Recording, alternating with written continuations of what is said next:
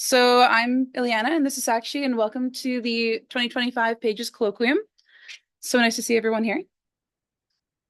The theme for this year's Colloquium is Heartstrings. In the world we live in today, in many ways, it is characterized by the idea of love. Love that is interpersonal, communal, and even humanitarian exists in different registers in our lives.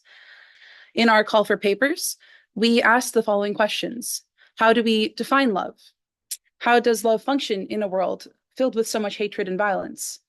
Today's program invites reflection on these important topics through insightful close readings, thoughtful critical essays, and inspiringly creative works.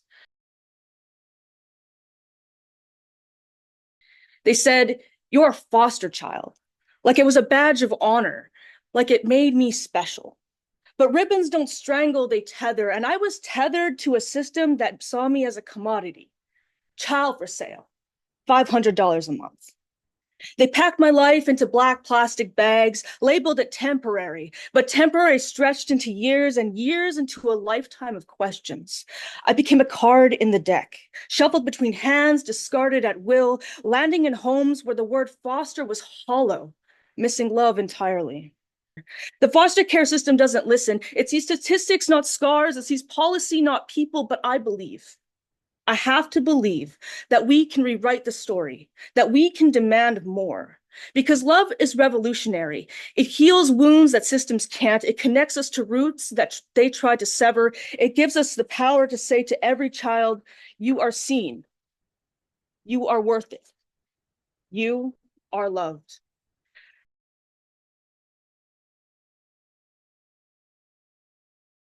For context, 39-year-old Mary Rowlandson was a Puritan woman living in Lancaster, New England, when she was captured by the Narragansett tribe during King Philip's War in 1676. Her memoir provides insight into the complex and transformative experience she undergoes while being held captive for almost 12 weeks. This narrative largely conforms to the religious and social expectations of her community, made clear as she, and I quote, writes herself into the role of Puritan goodwife. With that said, these allusions could be the subdued expression of her contemplation of such a highly taboo and socially proscribed relationship. Nevertheless, the narrative suggests that Rowlandson could be contemplating having Quinnapin as a romantic partner as she begins to accept her newfound way of life among the Narragansett people. While it is not judicious to say that a real romance manifested between Mary Rowlandson and Quinnapin, the many moments that illustrate her affection for him indicate a degree of willingness on Rowlandson's behalf.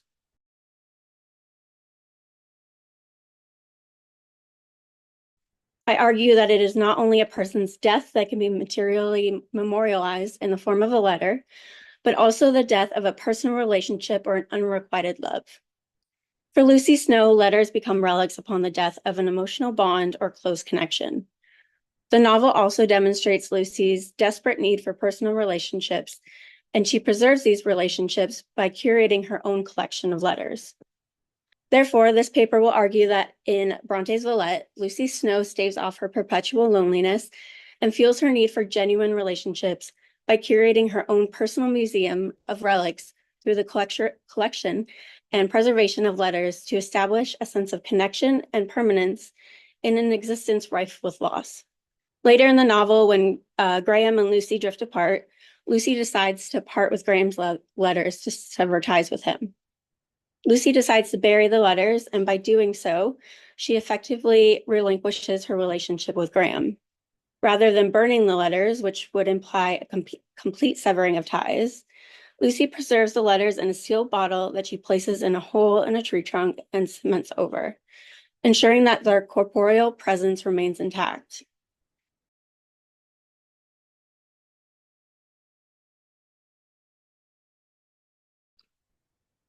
Waters' music will not let colonialism dictate how or who we love, how or who we desire, or how we exist in our own bodies. Audre Lorde speaks to the power in the erotic. Beyond pleasure, the erotic is also an empowering lens, quote, through which we scrutinize all aspects of our existence, forcing us to evaluate those aspects honestly. Waters embraces this fully in her music. To invoke Lorde, The recognition of the power within the erotic can affect real change in the world. This change can come in the form of a reclamation of sexual freedom and self-determination that Leanne Simpson describes as a birthright. It is a birthright of sexual sovereignty that she says, quote, threatens colonial power. Melissa Nelson describes the process of decolonizing the self by re-examining colonial conditioning and understanding our connections to the more than human world.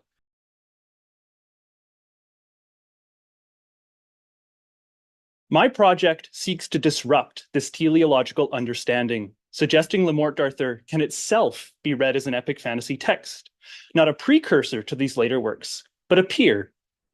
This may seem counterintuitive, as Mallory's Middle English romance already comes with its own generic expectations. But contemporary epic fantasy maps surprisingly well onto Le Morte's narrative structure and thematic concerns, opening new interpretive possibilities and challenging calcified distinctions between genres and forms. But this approach refuses to contain Le Morte d'Arthur to medieval studies, Arthurian studies, or a stepping stone for later fantasy, insisting instead on its worth as a text for the here and now, as a text concerned with politics and power, a text concerned with violence and love, a text concerned with concentrated privilege and how that reverberates for better or for worse throughout a community. If nothing else, this approach reminds us to keep an open mind and to see things afresh, even if, or especially if, it's only a fantasy.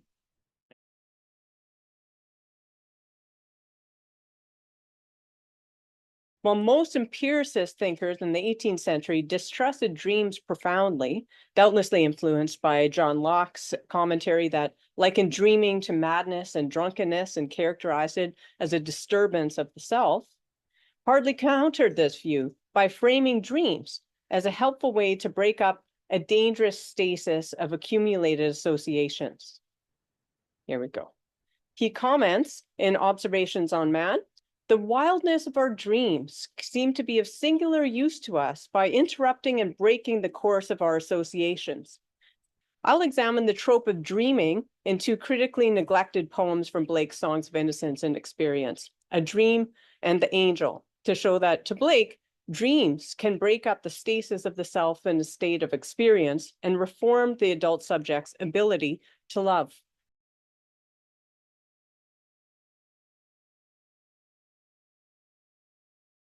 What were we to do when we turned around?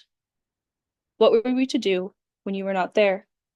And what were we to do with all this unplaced love? I don't think I ever told you that I loved you, and you never told me. By no fault of our own, it was not a possibility known to us at the time. When it might have become one, what were you to do?